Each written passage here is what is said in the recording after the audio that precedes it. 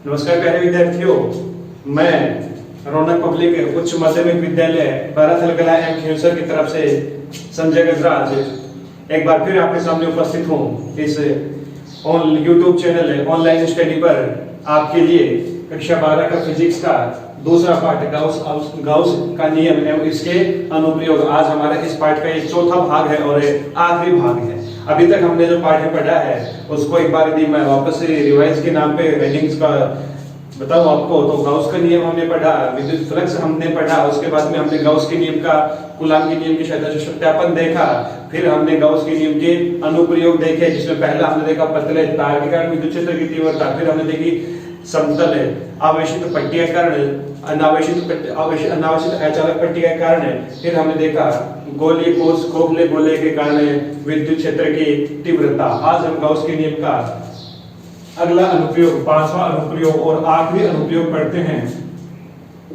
समरूप आवेशित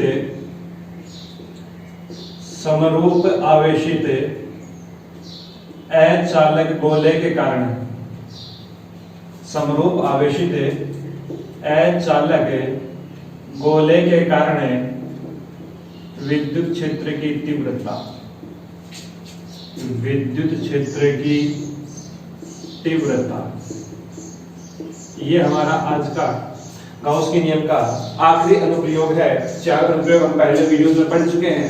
आज आखिरी अनुप्रयोग है गाउस के नियम का, समरूप आवेशित अचालक गोले के कारण विद्युत क्षेत्र की तीव्रता। तो हमें विद्युत क्षेत्र की तीव्रता ही ज्ञात करनी है, लेकिन इस बार जो है हमारे पास जो वस्तु, हमारा जो पृष्ठ है वो कैसा है, गोला है और अचालक है, चालक गोला नहीं है।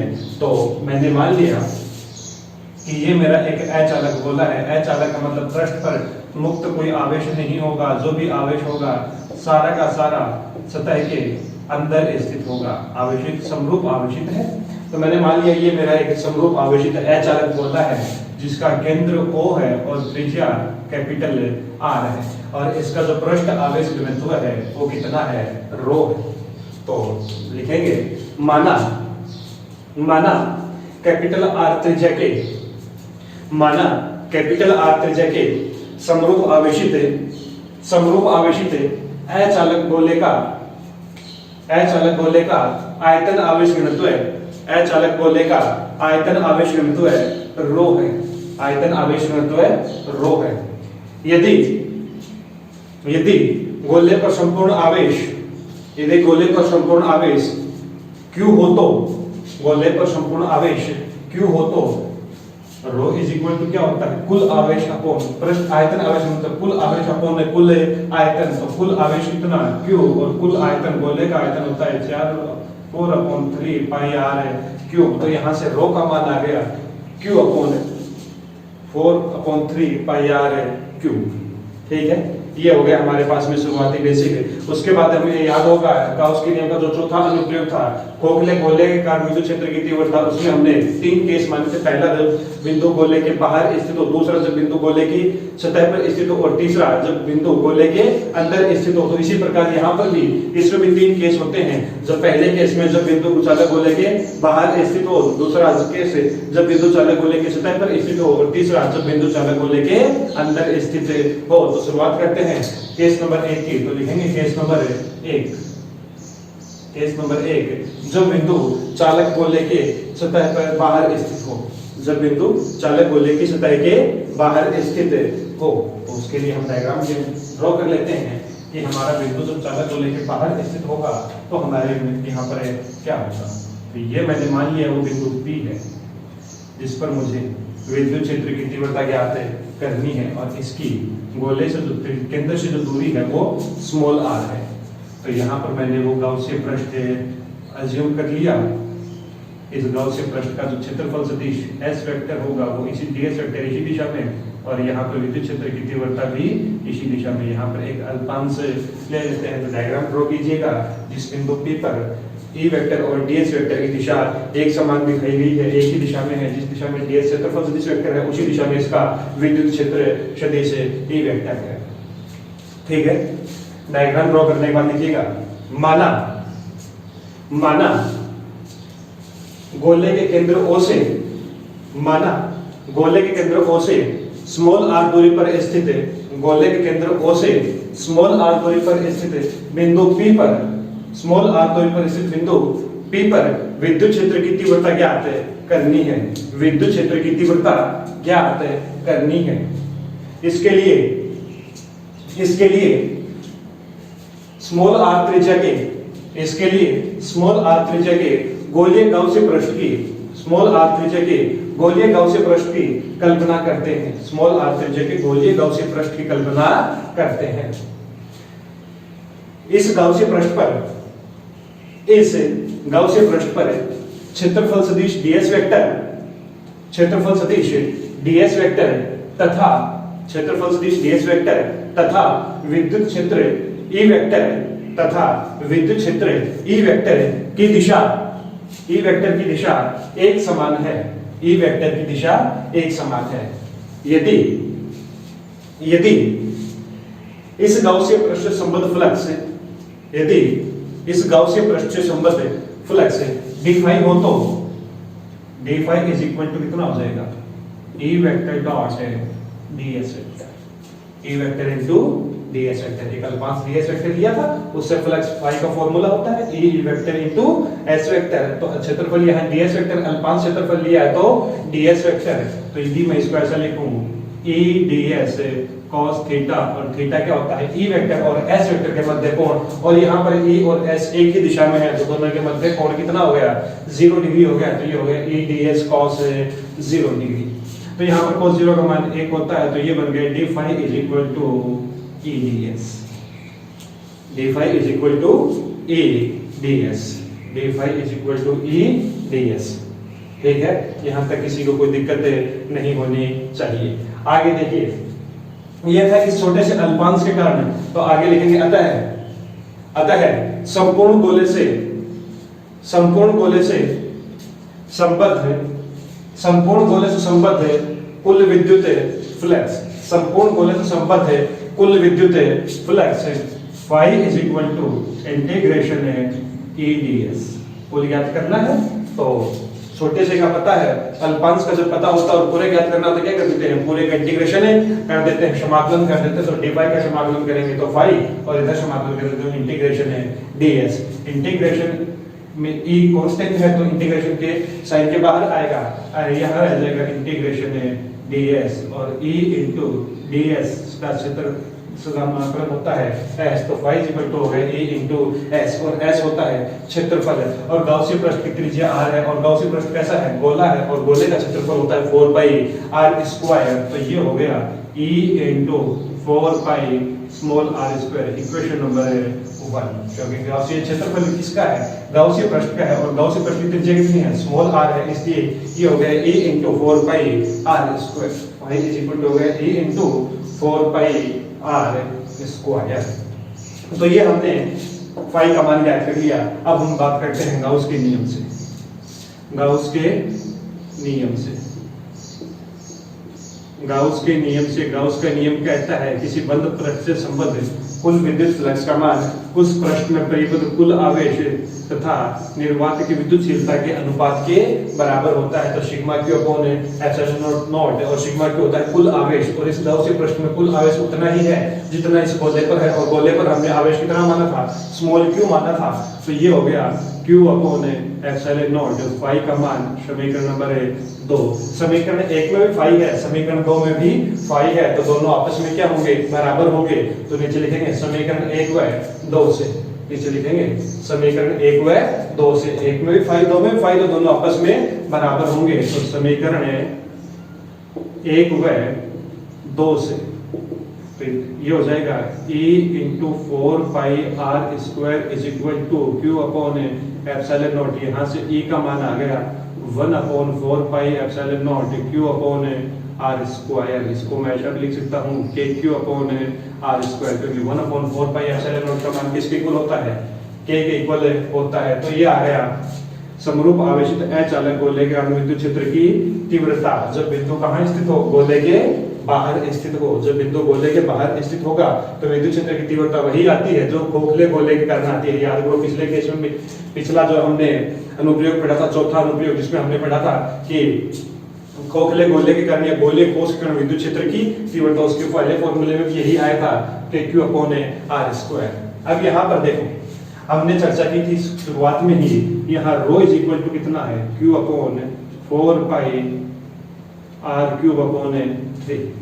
रो का मान Q अपॉन आयतन आवेश घनत्व कुल आवेश अपॉन कुल आयतन। तो यदि यहाँ से मैं कुल आवेश Q की बात करूंगा तो Q इज इक्वल टू कितना आ जाएगा rho into 4 upon 3 pi R cube. Q is equal to हो जाएगा rho into 4 upon 3 pi R cube. तो यहाँ से इसलिए A इज इक्वल टू कितना हो जाएगा, A में क्या है 1 अपॉन 4 पाई एप्सिलॉन नॉट। तो ऐसा क्या है sir 1 upon 4 pi epsilon not into Q है कुल आवेश और कुल आवेश का मान ये है rho into 4 upon 3 pi R cube. तो यहाँ पर लिखूंगा मैं rho into 4 upon 3 pi R cube और अपॉन में कितना है आर स्क्वायर। तो ये हो गया अपॉन में आर स्क्वायर। 4 पाई से 4 पाई कैंसिल होगा तो ये बच जाएगा rho into R cube upon ये 3 हर में आएगा तो 3 epsilon not into R square E की वैल्यू विद्युत क्षेत्र की तीव्रता की value rho into capital R cube upon 3 epsilon naught R square is equal to rho R cube upon 3 epsilon naught R square. ये हो गया समरूप आवेशित अचालक गोले के कारण विद्युत क्षेत्र की तीव्रता। याद रखिएगा डेरिवेशन भी और फॉर्मूला लास्ट में भी याद रखिएगा कि कितना सूत्र, इसका सीधा मान भी पूछ लेते हैं और डेरिवेशन तो बहुत बार पूछा जा चुका है। तो ये हो गया पहला केस, जब बिंदु गोले के बाहर स्थित हो तो विद्युत क्षेत्र की तीव्रता का मान कितना आता है। केस नंबर 2 लिखिएगा, केस नंबर 2 लिखिएगा जब बिंदु गोले की सतह पर स्थित हो। केस नंबर 2 लिखिएगा जब बिंदु गोले की सतह पर स्थित हो। सतह पर स्थित होगा तो स्मॉल आर और कैपिटल आर दोनों आपस में क्या होंगे बराबर होंगे। कैसे होंगे देखिएगा, ये अपना गोला है, त्रिज्या कैपिटल आर है, केंद्र O है और समरूप आवेशित है तो इसके अंदर आवेश एक समान रूप से फैला हुआ है। अब हमें बिंदु गोले की सतह पर लाना, मतलब इस बार बिंदु अपना P यहाँ पर ही है तो ये त्रिज्या परिधि से केंद्र की दूरी वही त्रिज्या, तो इस बार स्मॉल r और कैपिटल R क्या होंगे बराबर होंगे। तो चूंकि E इज इक्वल टू कितना था 1 upon 4 pi epsilon not Q upon small r square, ये था। इस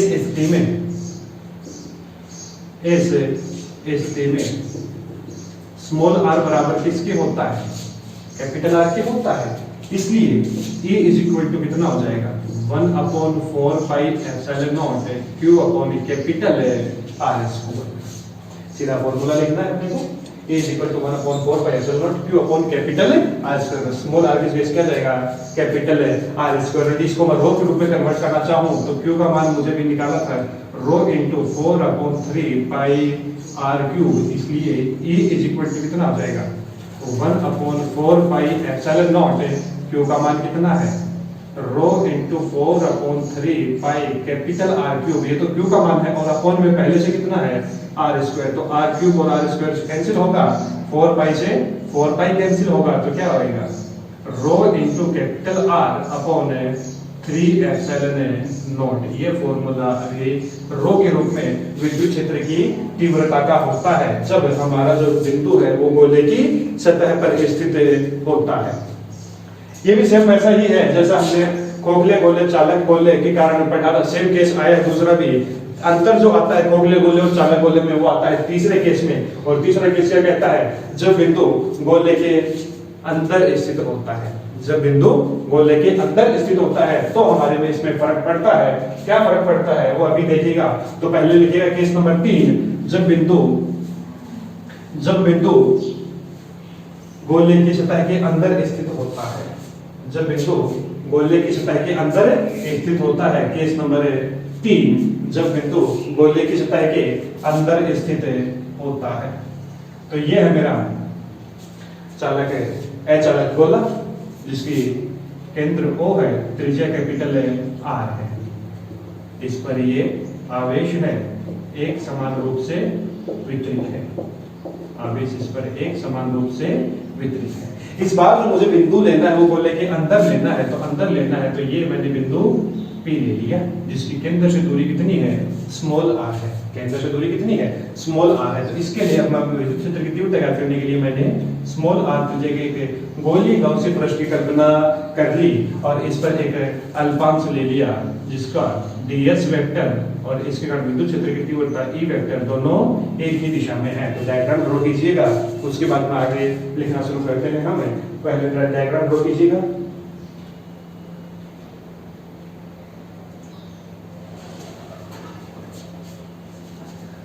लिया तो लिखिएगा, माना बिंदु P गोले की सतह के अंदर स्थित है। माना बिंदु P गोले की सतह के अंदर स्थित है। माना बिंदु P गोले की सतह के अंदर स्थित है, जिसकी केंद्र से दूरी स्मॉल r है। जिसकी केंद्र से दूरी स्मॉल r है। बिंदु P पर विद्युत क्षेत्र की तीव्रता ज्ञात करने के लिए, बिंदु P पर विद्युत क्षेत्र की तीव्रता ज्ञात करने के लिए स्मॉल r त्रिज्या के गोलीय गाउसियन पृष्ठ की कल्पना करते हैं। स्मॉल r त्रिज्या के गोलीय गाउसियन पृष्ठ की कल्पना करते हैं। गोलीय गाउसियन पृष्ठ की कल्पना करते हैं। इस पृष्ठ पर अल्पांश क्षेत्रफल ds वेक्टर तथा विद्युत क्षेत्र E वेक्टर एक ही दिशा में है। यदि अल्पांश से संबंधित विद्युत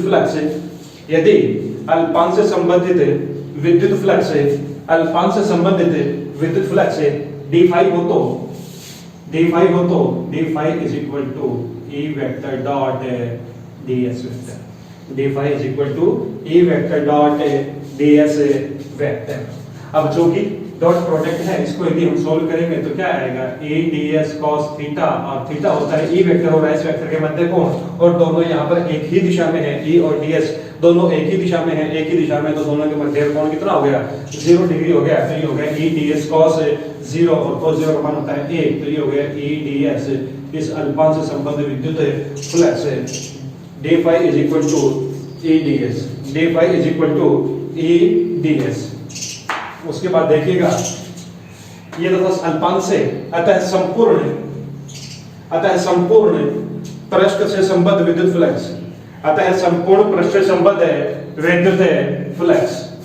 अल्पांश से पता है संपूर्ण से ज्ञात करना है, तो क्या करते हैं, इंटीग्रेशन है d phi, और इंटीग्रेशन d phi में इंटीग्रेशन है E ds। E इंगिता है समाकलन के बाहर E ds, तो E into S, ds का समाकलन क्या होता है, S होता है।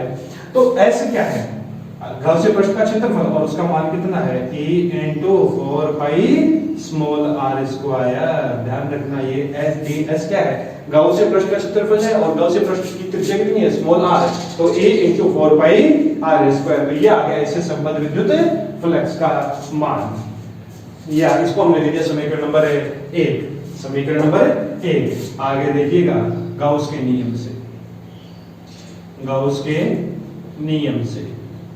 गाउस का नियम कहता है किसी बंद पृष्ठ से संबंधित विद्युत फ्लक्स का मान उस पृष्ठ से परिबद्ध कुल आवेश तथा निर्वात की विद्युतशीलता के अनुपात के बराबर होता है। तो phi is equal to sigma q upon epsilon not. और यहाँ सिग्मा q क्या है, जिस पृष्ठ पर हमने गाउस का नियम लगाया है, जिस गाउसियन पृष्ठ में हमने चुना है, उसमें उपस्थित कुल आवेश, और अब तक जितने भी हमने केस पढ़े थे ना, उन सब में कुल आवेश जितना था वही हमने यहाँ पर लिखा था। लेकिन यहाँ पर इस बार ऐसा नहीं है, क्योंकि इस बार गाउस जो हमने कुल आवेश q माना है वो इस पृष्ठ पर है, इस बड़े वाले गोले के अंदर कुल आवेश है q।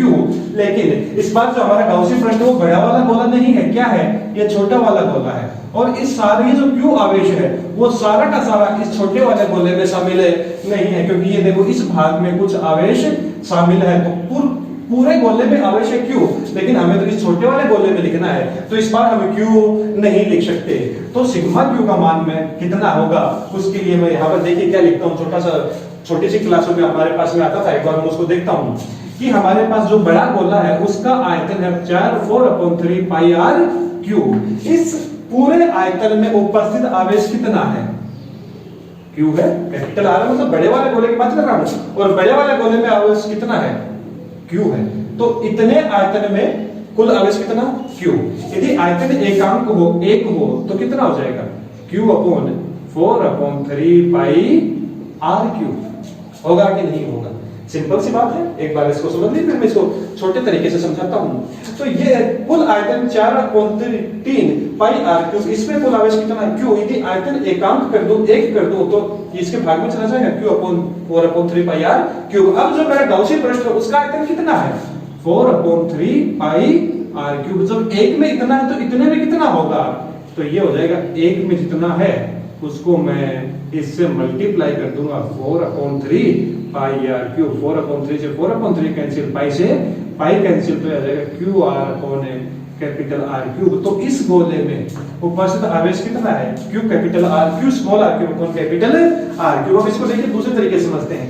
मान लीजिए कुल आयतन है 10, तो 10 आयतन में उपस्थित आवेश कितना?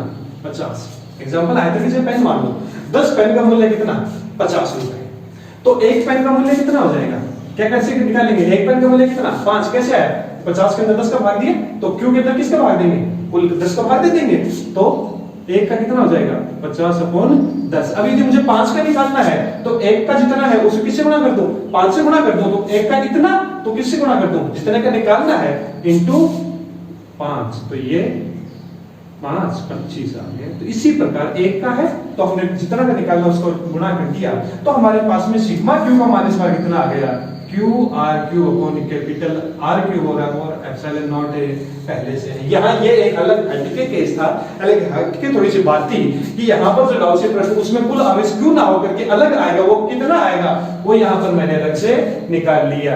ये केवल समझने के लिए, इसको अगर फॉर्मूला डेरिवेशन में लिखना नहीं होता है तो सीधा लिखना होता है कि सिग्मा Q का मान कितना है? QR small R3 upon capital R3 into epsilon. तो अलग से समझने के लिए कि इतने आयतन में Q है तो एकांक आयतन में कितना होगा? इतना होगा। तो 4/3 पाई स्मॉल R3 जो हमारा गाउसी पृष्ठ का आयतन उसमें कितना होगा? तो इतना होगा। तो ये आ गया हमारे पास में गाउसी पृष्ठ में स्थित आवेश का मान। तो यहां से इसको दे दिया हमने समीकरण नंबर 2, इक्वेशन 2। समीकरण 2 में भी हमारे पास में फाई है, समीकरण 1 में भी फाई है, समीकरण 2 में भी फाई है। 1 और 2 से समीकरण 1 में फाई, 2 में भी फाई, दोनों आपस में क्या हो जाएंगे? बराबर होंगे। तो E into 4 pi small R square is equal to Q small R3 upon capital R3 into epsilon not. तो यहां से मैं बात करूंगा विद्युत क्षेत्र की तीव्रता E की, तो E इज इक्वल टू हो जाएगा QR3 upon capital R3 epsilon not. इधर ही गुणा में है, मल्टीप्लाई की इक्वल के दूसरी साइड में आएगा तो भाग में जाएगा 4 पाई स्मॉल R स्क्वायर। तो कैपिटल R3 और स्मॉल R3 और capital R square cancel out होंगे, तो क्या बचेगा? QR upon 4 pi epsilon not R3। ये आ गया अचालक गोले के कारण विद्युत क्षेत्र की तीव्रता जब बिंदु गोले के अंदर स्थित होता है। ठीक है, इसी को मैं दूसरे रूप में रो के रूप में लिखूं तो चूंकि मुझे पता है Q इज इक्वल टू कितना है?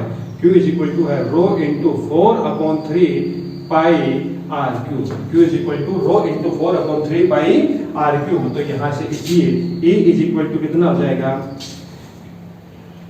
R upon 4 pi epsilon not R3। तो ऐसा का ऐसा इंटू Q का मान मैंने लिख दिया रो इंटू 4/3 पाई कैपिटल R3 और रो अपॉन 3 कैपिटल R3।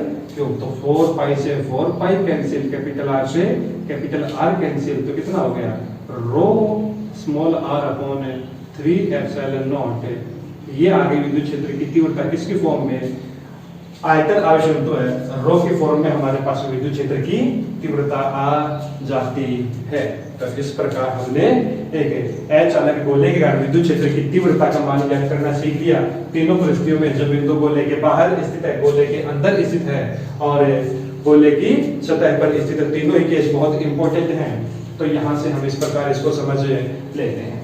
अब देखिए यहाँ पर तीनों केस में बात करूं तो जब बिंदु अंदर स्थित है तो जो E है वो समानुपाती है स्मॉल r के, और जब बाहर स्थित होता है तो जो E है वो व्युत्क्रमानुपाती है किसके?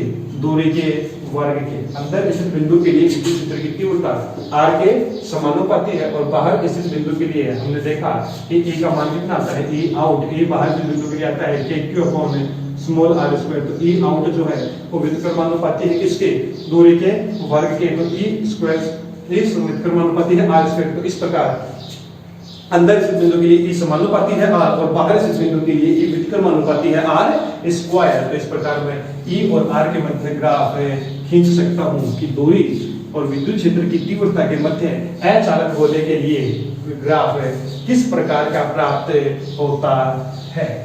तो देखिएगा कैसा प्राप्त होता है। यह है मेरा विद्युत क्षेत्र की तीव्रता और दूरी के मध्य ग्राफ। y एक्स पर मैंने लिया विद्युत क्षेत्र की तीव्रता और x एक्स पर मैंने ली दूरी। ये वो बिंदु है जब बिंदु सतह पर मतलब स्मॉल r और कैपिटल R आपस में बराबर होंगे। ये बाहर स्थित बिंदु के लिए मतलब स्मॉल r बड़ा होगा कैपिटल R से, और ये है अंदर स्थित बिंदु के लिए जब स्मॉल r छोटा होगा किससे, कैपिटल R से। तो जब तक सतह नहीं आती तब तक बिंदु कहाँ रहेगा, सतह के गोले के अंदर स्थित रहेगा और गोले के अंदर स्थित बिंदु के लिए E समानुपाती होता है किसके, स्मॉल r के। और जैसे ही गोले के बाहर जाएंगे हम तो दूरी और विद्युत क्षेत्र की तीव्रता एक दूसरे के विद्युत कर्मानुपाती हो जाते हैं। तो E और r का अंदर स्थित बिंदु के लिए समानुपाती है तो ग्राफ ऐसा आएगा और बाहर स्थित बिंदु के लिए विद्युत कर्मानुपाती है तो ग्राफ ऐसा आता है। और ये वो जो बिंदु है जब सतह पर होता है और सतह पर मान E is equal to surface कितना होता है, KQ upon capital R square होता है। ठीक है, तो इस प्रकार हमने समरूप आवेशित अचालक गोले का विद्युत क्षेत्र की तीव्रता का मान ज्ञात कर लिया कि अंदर स्थित बिंदु के लिए, सतह पर स्थित बिंदु के लिए और बाहर स्थित बिंदु पर विद्युत क्षेत्र की तीव्रता का मान कितना कितना होता है। तो ये हमारे हेडिंग गाउस के नियम के अनुप्रयोग पूरे हुए। अब हम बढ़ते हैं अगली हेडिंग की तरफ। अगली हेडिंग की तरफ है। तो अगली हेडिंग नोट कीजिएगा, आवेशित चालक की सतह पर बल की गणना। आवेशित चालक की सतह पर, आवेशित चालक की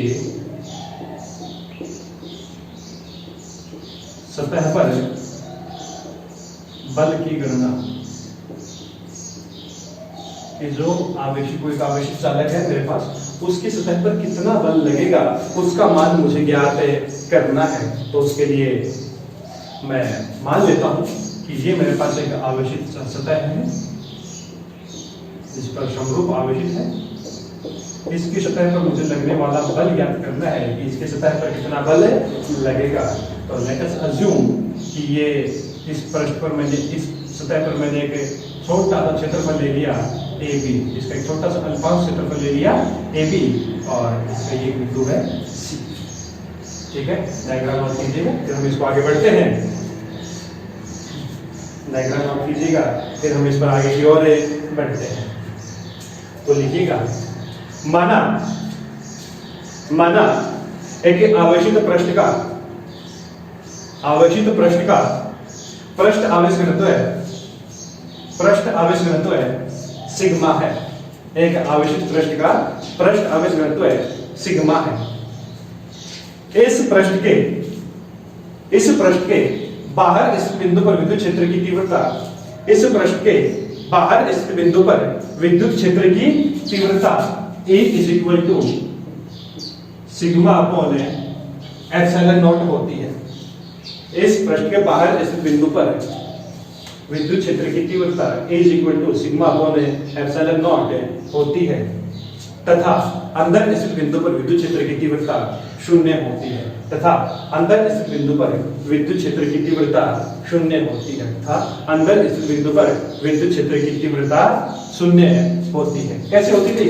हमने पढ़ा था कि कोई भी वस्तु हो, चालक गाउस के नियम का तीसरा अनुप्रयोग, किसी चालक वस्तु के बाहर स्थित बिंदु पर विद्युत क्षेत्र की तीव्रता तीसरे केस में याद करो sigma upon epsilon not I थी। और हम जानते हैं चालक वस्तु के अंदर तो विद्युत बलरेखाएं प्रवेश ही नहीं करती।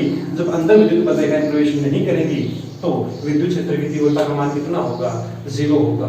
तो बाहर इस बिंदु पे सिग्मा और एप्सिलॉन नॉट और अंदर कितनी होगी? 0। तो मैंने मान लिया कि बाहर एक बिंदु है P और एक अंदर बिंदु है Q। तो इतना हो गया कि E P का मान तो हो गया सिग्मा अपॉन एप्सिलॉन नॉट से, और E एंड Q बिंदु P Q पर विद्युत क्षेत्र की तीव्रता कितनी हो गई? 0 हो गई। ठीक है, तो बिंदु दर्शा दीजिए चित्र में, एक बिंदु P और एक बिंदु Q। अब आगे लिखिएगा, सतह पर, इस पृष्ठ पर एक अल्पांश AB लेते हैं, एक अल्पांश AB लेते हैं, ठीक है। AB के कारण विद्युत क्षेत्र की तीव्रता, AB के कारण विद्युत क्षेत्र की तीव्रता E1 है, AB के कारण विद्युत क्षेत्र की तीव्रता E1 है, तथा शेष के भाग ACB के कारण विद्युत क्षेत्र की तीव्रता E2 है। AB अल्पांश का विद्युत क्षेत्र की तीव्रता E1 और जो शेष भाग बच गया है उसका विद्युत क्षेत्र की तीव्रता कितनी है? A2 है। तो मैंने मान लिया कि इस भाग के कारण तो A1 है, E1 है, और ये जो बाकी भाग बच गया है इस पृष्ठ का, इसका विद्युत क्षेत्र की तीव्रता कितनी है? E2 है। अब मैं बात करता हूं P1 और P2 पर क्या सिस्टम चल रहा है, देखिएगा जरा। मुझे पता है कि AB धनावेशित है और ACB भी धनावेशित है। अब धनावेश कारण विद्युत क्षेत्र की तीव्रता धनावेश से दूर की ओर होती है। तो यदि मैं बात करूं इस अल्पांश AB के कारण बिंदु P पर, तो ये धनावेश है, और इस बिंदु पर इस अल्पांश के कारण विद्युत क्षेत्र की तीव्रता धनावेश से दूर की ओर जाएगी, तो इसके कारण विद्युत क्षेत्र की तीव्रता E1 वेक्टर इस दिशा में होगी, धनावेश कारण धनावेश से दूर की ओर। बात करूं मैं ACB की, तो ये भी कैसा है? धनावेशित है, और इसके कारण बिंदु P पर विद्युत क्षेत्र की तीव्रता इससे दूर की ओर, तो इसके कारण इधर, इससे दूर जाएंगे तो किधर जाना पड़ेगा? इधर जाना पड़ेगा। तो बिंदु P पर E2 इसी दिशा में आएगा। तो बिंदु P पर E1 और E2 एक ही दिशा में है। बिंदु P पर E1 और E2 एक ही दिशा में है। तो बात करो बिंदु Q की, तो बिंदु Q की बात करो तो Q पर AB ये धनावेश है, और इसके कारण इस बार इससे विद्युत क्षेत्र की तीव्रता धनावेश से दूर की ओर, इस बार इससे पर विद्युत क्षेत्र की तीव्रता इससे दूर की ओर, तो इस बार E1 किधर आएगा? इस डायरेक्शन में आएगा। अब इस पर E2 ये धनावेश इधर है, और इससे दूर जाएंगे तो किधर जाना पड़ेगा? E2 इधर जाना पड़ेगा। तो बिंदु P पर E1 और E2 एक ही दिशा में है, और बिंदु Q पर E1 और E2 एक विपरीत दिशा में है। तो नोट कीजिएगा, चूंकि बिंदु P पर A1 तथा E2 एक ही दिशा में है, A1 तथा E2 एक ही दिशा में है, जबकि बिंदु Q पर A1 तथा E2 विपरीत दिशा में है, अतः अब जब एक ही दिशा में है तो जो EP है, टोटल बिंदु P पर विद्युत क्षेत्र की तीव्रता होगी वो क्या होगी? E1 प्लस E2, और बिंदु P विद्युत क्षेत्र के इस सतह के बाहर इस तरह, और बाहर से बिंदु का विद्युत क्षेत्र की तीव्रता कितनी होती है? Sigma upon epsilon not. तो ये हो गया E1 plus E2 is equal to sigma upon epsilon not. समीकरण नंबर है 1। और बात करूं मैं Q की, तो EQ पर विद्युत क्षेत्र की तीव्रता E1 माइनस E2, क्योंकि दोनों इस बार कैसे हैं? विपरीत दिशा में है, और जब दो सदिश विपरीत दिशा में होते हैं तो उनका परिणाम कैसे निकालते हैं? दोनों को माइनस करके, तो E1 माइनस E2।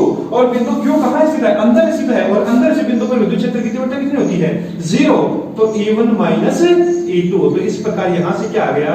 E1 बराबर आ गया E2। समीकरण नंबर है 2। तो समीकरण 2 में आ गया कि E1 और E2 का मान क्या है? बराबर है। तो अतः समीकरण 1 व 2 से,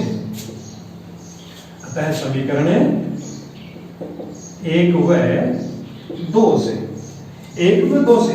एक में कहा है E1 प्लस E2, और 2 में कहता है E1 और E2 दोनों आपस में क्या है? बराबर है। तो E1 की E2 की जगह लिख रहा हूं मैं, E1 लिख सकता हूं, तो क्या बनेगा? E1 plus E1 is equal to sigma upon epsilon not. तो यहां से ये हो गया 2E1 is equal to sigma upon epsilon not. यहां से E1 जो है वो बराबर है E2 के, और उसका मान कितना होगा? Sigma upon 2 epsilon not. E1 और E2 मतलब अल्पांश क्षेत्रफल AB और शेष भाग ACB, इन दोनों का विद्युत क्षेत्र की तीव्रता का मान बराबर होगा। E1 बराबर होगा E2 के, और उसका मान कितना होगा? Sigma upon 2 epsilon not. यहां तक का नोट कीजिएगा, उसके बाद हम आगे की ओर बढ़ते हैं। यहां तक का नोट कीजिएगा और उसके बाद हम आगे बढ़ते हैं।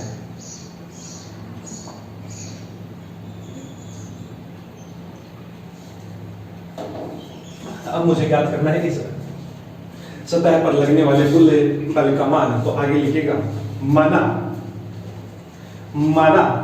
अल्पांश AB पर उपस्थित आवेश, माना अल्पांश AB पर उपस्थित आवेश dq है।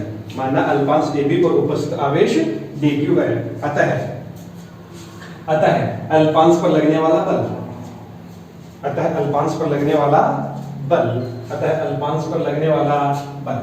देखिए F इज इक्वल टू अल्पांश है तो DF is equal to DQ into E1। DF is equal to DQ into E1। ये देखिए कहाँ से आया, हमने पढ़ा था विद्युत क्षेत्र की तीव्रता E का formula E is equal to F upon Q। तो यहाँ से F इज इक्वल टू कितना आ गया, Q इंटू E। अल्पांश है तो बल DF, इस पर उपस्थित आवेश Q विजय कितना है, DQ माना है, और इस पर विद्युत क्षेत्र की तीव्रता कितनी है, E1 है, तो ये हो गया E1, तो ये हो गया DQ इंटू E1। ठीक है, तो DQ बाई DQ लिखा, E1 का मान कितना है, सिग्मा अपॉन 2 एप्सिलॉन नॉट, तो ये आ गया DF का मान sigma DQ into sigma upon 2 epsilon not. यहाँ तक का नोट कीजिएगा, उसके बाद हम आगे की ओर बढ़ते हैं। उसके बाद हम आगे की ओर बढ़ते हैं। लिख लिया, आगे लिखिएगा, यदि अल्पांश AB का क्षेत्रफल, यदि अल्पांश AB का क्षेत्रफल DS हो तो, यदि अल्पांश AB का क्षेत्रफल DS हो तो, मैंने क्या मान लिया कि जो अल्पांश जो है AB, इसका क्षेत्रफल कितना है, DS है, तो इसका जो सिग्मा होगा पृष्ठ आवेश घनत्व, तो क्या होता है, कुल आवेश अपॉन कुल क्षेत्रफल। तो यहाँ से कुल आवेश DQ का मान कितना आ गया, सिग्मा ds। तो DQ का मान कितना आ गया, सिग्मा ds, इसलिए DF इज इक्वल टू कितना हो गया, DQ का मान कितना है, sigma ds into sigma upon 2 epsilon not, sigma into sigma square ds upon 2 epsilon naught. ये आ गया किसका मान है, DF का मान आ गया। यहाँ तक का नोट कीजिएगा, इस अल्पांश पर लगने वाला बल आ गया हमारे पास में, यहाँ तक का नोट कर लिया। अब अल्पांश का आ गया और पूरे पृष्ठ पर बल ज्ञात करना है। अल्पांश पर लगने वाला बल DF है और पूरे पर लगने वाला क्या है, F है, तो DF से F ज्ञात करेंगे तो क्या आएगा, समाकलन कर देंगे। तो आगे लिखिएगा, अतः संपूर्ण सतह पर लगने वाला बल, अतः संपूर्ण सतह पर लगने वाला बल F इज इक्वल टू, क्या करें, इंटीग्रेशन DF का मान है sigma square ds upon 2 epsilon not, sigma square upon 2 epsilon not in नियत है इंटीग्रेशन ds, तो ये आ गया sigma square upon 2 epsilon not into s। संपूर्ण चालक की सतह पर लगने वाला कुल बल sigma square s upon 2 epsilon naught. ये आ गया हमारे पास में किसी चालक, आवेशित चालक की सतह पर लगने वाले बल का सूत्र, F is equal to sigma square into s upon 2 epsilon not. ठीक है, तो मेरा ये आसान सा फॉर्मूला था, कुछ बेसिक स्टेप्स थे जो हमने आसानी से सीख लिए, और मुझे उम्मीद है आप लोगों को ये समझ में भी आसानी से आ गया होगा। आगे इसी में कंटिन्यू लिखिएगा, तो बल आ गया। अब हमें इस सतह पर यदि दाब ज्ञात करना हो तो आगे लिखिएगा, ये नोट कर लिया तो होगा, साहित्यिक शब्द है, सब नोट कर लीजिएगा इसको। अब मैं इसको रफ कर रहा हूं, अब हम दाब का मान ज्ञात करेंगे, तो आगे लिखिएगा, आवेशित चालक की सतह पर दाब, इसी के अंदर चल रहा है कंटिन्यू, कोई नहीं हेडिंग नहीं है, इसी के अंदर है। बल आ गया, दाब ज्ञात करना है, तो हम जानते हैं दाब बराबर क्या होता है, दाब इज इक्वल टू होता है बल अपॉन क्षेत्रफल। तो P is equal to F upon S, और F का मान कितना है, sigma square upon 2 epsilon not, और S गुना में इसको पक्षांतरण करें, इधर ले आएंगे तो ये क्या बन जाएगा, F का मान में लिखूं sigma square S upon 2 epsilon not, और अपॉन पहले से कितना है S, S से S कैंसिल, तो 1 upon 2 sigma square upon epsilon naught. ये आ गया मेरे पास में आवेशित चालक की सतह पर लगने वाले किसका मान, दाब का मान, sigma square upon 2 epsilon not. ठीक है, किसी को कोई दिक्कत, आई थिंक कोई दिक्कत नहीं है। अब इसका एक तो रूप ये होता है, दाब का एक फॉर्मूला और होता है, क्योंकि हमने शुरुआत में देखा था कि कुल विद्युत क्षेत्र की तीव्रता जो है वो कितनी थी, बाहरी से बिंदु P पर E इज इक्वल टू कितना था, सिग्मा अपॉन एप्सिलॉन नॉट। तो यदि यहाँ से मैं सिग्मा का मान निकालूं तो कितना होगा, E इनटू एप्सिलॉन नॉट। अलग एक रूप तो ये तो याद हो है ही होना ही होना, इसको दूसरे रूप में कई बार और पूछ लेते हैं कि ऐसा भी दिखाइए, तो हमें ये करना है कि E is equal to sigma upon epsilon not हम जानते हैं, तो यहाँ से सिग्मा का मान कितना आ गया, E एप्सिलॉन नॉट। तो इसलिए P इज इक्वल टू कितना, P में क्या है, सिग्मा स्क्वायर, तो सिग्मा ये है, तो इसका स्क्वायर कर देंगे, तो एप्सिलॉन नॉट E का square upon 2 epsilon not, upon 2 epsilon not, तो ये हो गया एप्सिलॉन नॉट का square E square upon 2 2 epsilon not, एक एप्सिलॉन नॉट से एक एप्सिलॉन नॉट कैंसिल होगा तो 1/2 एप्सिलॉन नॉट ई स्क्वायर सतह पर लगने वाले दाब का मान। ये फॉर्मूला भी बोर्ड में दाब हमारे आता है और ये भी आता है, तो दोनों याद रखने हैं। भाई बेसिक यहाँ तक, उसके बाद एक सिंपल सा फॉर्मूला लगाना है कि E equal to sigma upon epsilon not. ऐसा कर देंगे तो ऐसा हमारे पास में हो जाएगा। तो इस प्रकार हम इसको सिद्ध कर सकते हैं और मान ज्ञात करते हैं किसी आवेश चालक की सतह पर लगने वाले बल और दाब का मान कितना होता है। उम्मीद है आप लोगों को समझ में आ गया होगा। तो उसके बाद में इस चैप्टर की आखिरी हेडिंग हम पढ़ रहे हैं। अगली हेडिंग नोट कीजिएगा, जो इस चैप्टर की आखिरी हेडिंग है। इसके साथ हमारा जो दूसरा पार्ट है ऑनलाइन स्टडी का, पहला पार्ट हमने विद्युत क्षेत्र पढ़ लिया है और दूसरा आज हमारा पूरा हो रहा है गाउस का नियम एवं इसके अनुप्रयोग। अगली हेडिंग लीजिएगा, विद्युत क्षेत्र के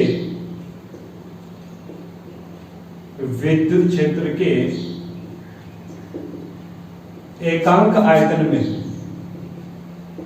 विद्युत क्षेत्र के एकांक आयतन में संचित ऊर्जा, विद्युत क्षेत्र के एकांक आयतन में संचित ऊर्जा। तो लिखिएगा, एक लाइन लिखिएगा स्टार्टिंग में, उसके बाद हम इसको आगे पढ़ेंगे। किसी चालक की सतह पर आवेश की मात्रा में, किसी चालक की सतह पर आवेश की मात्रा में वृद्धि के विरुद्ध किया गया कार्य, वृद्धि के विरुद्ध किया गया कार्य विद्युत क्षेत्र में ऊर्जा के रूप में संचित होता है। विद्युत क्षेत्र में ऊर्जा के रूप में संचित होता है या ऊर्जा के रूप में प्राप्त होता है। देखिए क्या कहना चाहता है, ये कहना चाहता है, ये एक प्रश्न है। इस पर आवेश है। अब यदि मैं इसको और धनावेश दूं, पहले से इसके ऊपर धनावेश है, अब मैं इसको और धनावेश देता हूं, तो क्या ये आवेश धनावेश इसके पास आसानी से जा सकता है क्या?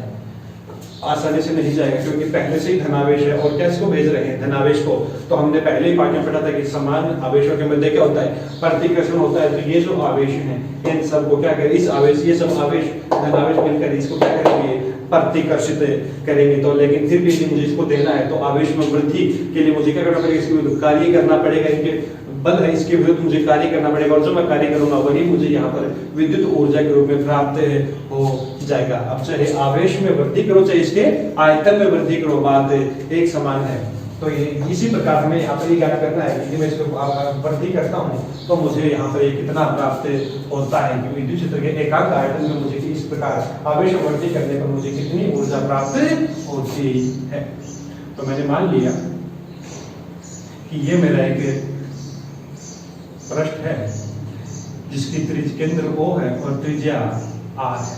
अब मुझे इस प्रकार इसका आवेश फैलाया है, इसी प्रकार मैं इसको संकुचित करूंगा तो भी मुझे क्या करना पड़ेगा, कार्य करना पड़ेगा। तो मान लिया मुझे इसको संपीड़ित कर दिया, संकुचित कर दिया, कितना त्रिज्या तक कर दिया, इसको सिकोड़ कर R माइनस dr त्रिज्या कर दिया बाहर। इसके हमने अभी थोड़ी देर पहले पढ़ा कि आवेशित चालक की सतह पर क्या लगता है, बल लगता है। आवेश चालक की सतह पर क्या लगता है, बल लगता है, जिसका मान हमने अभी निकाला था sigma square upon 2 epsilon not into s।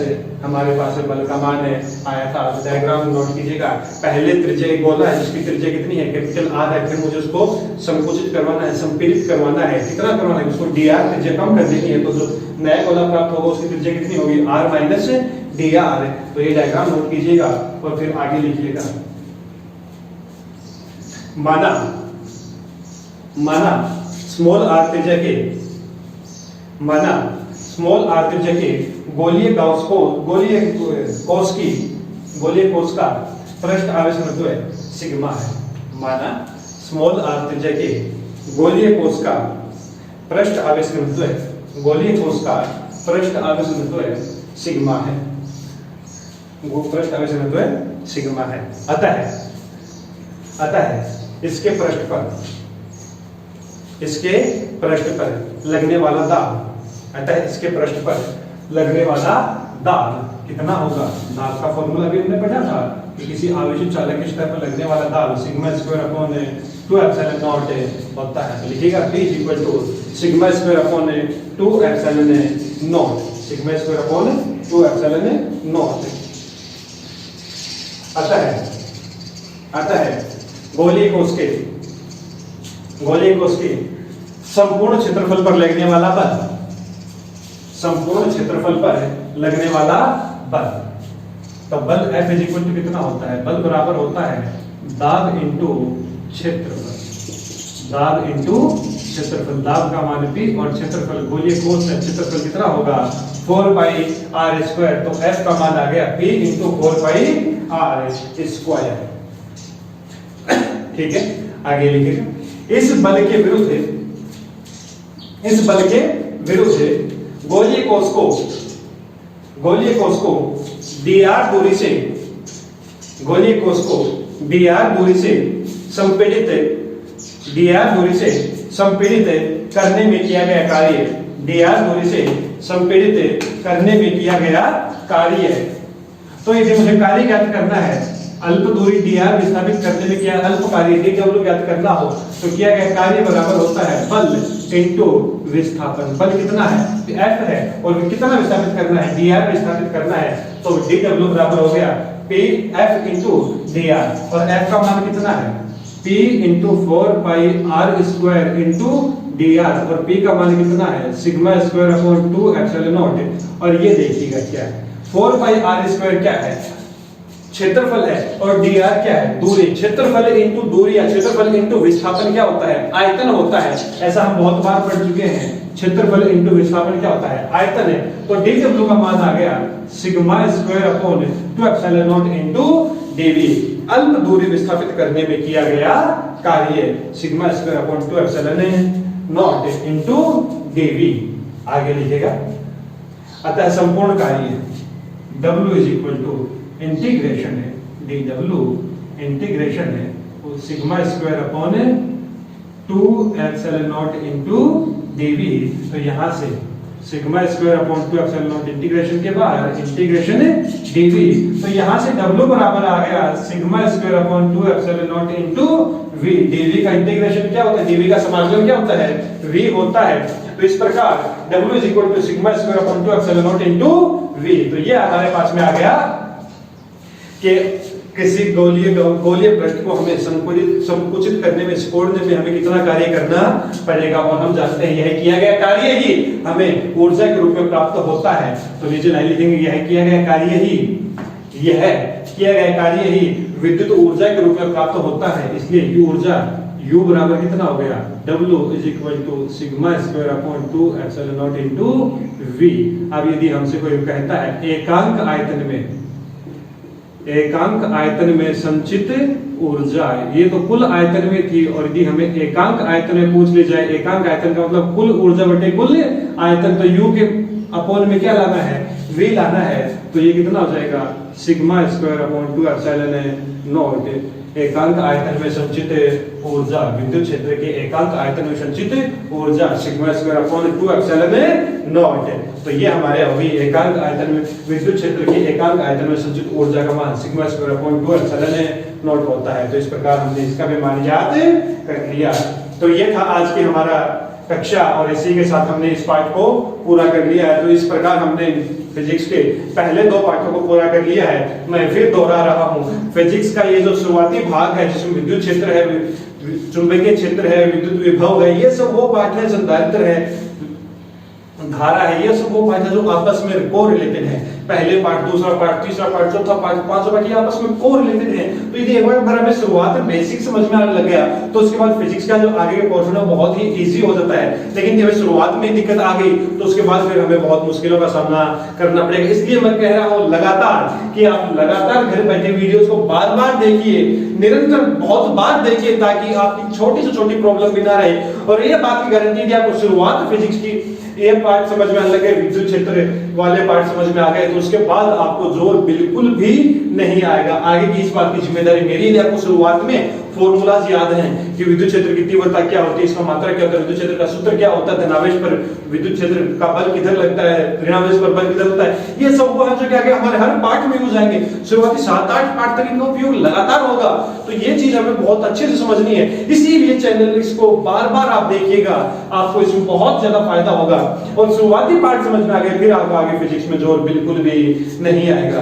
तो इसी के साथ मैं आज की वीडियो को समाप्त करता हूं। उम्मीद करता हूं आपने अब तक चैनल को शेयर कर दिया होगा, सब्सक्राइब कर दिया होगा, ताकि आप हमसे लगातार जुड़े रहें और आपको निरंतर हमारे द्वारा अपलोड किए जाने वाले प्रत्येक पाठ की सूचना आपको मिल सके। 10वीं क्लास में विज्ञान के पाठ भी अपलोड होने वाले हैं, गणित के लगातार चल रहे हैं, 12वीं के बायोलॉजी का सिलेबस भी हमने स्टार्ट कर दिया है, वर्मा जी सर लगातार अब उसके पार्ट से जो है वो अपलोड होना शुरू हो गए हैं, जल्दी ही मैथ के भी होने वाले हैं। तो आप हमारे चैनल को सब्सक्राइब जरूर कीजिएगा, ताकि आपको लगातार चैनल की अपडेट मिलती रहे और आप हर बार जब भी प्रतिदिन जो वीडियो अपलोड होता है उससे आप लगातार निरंतर देख सकें। इसी के साथ आपको धन्यवाद।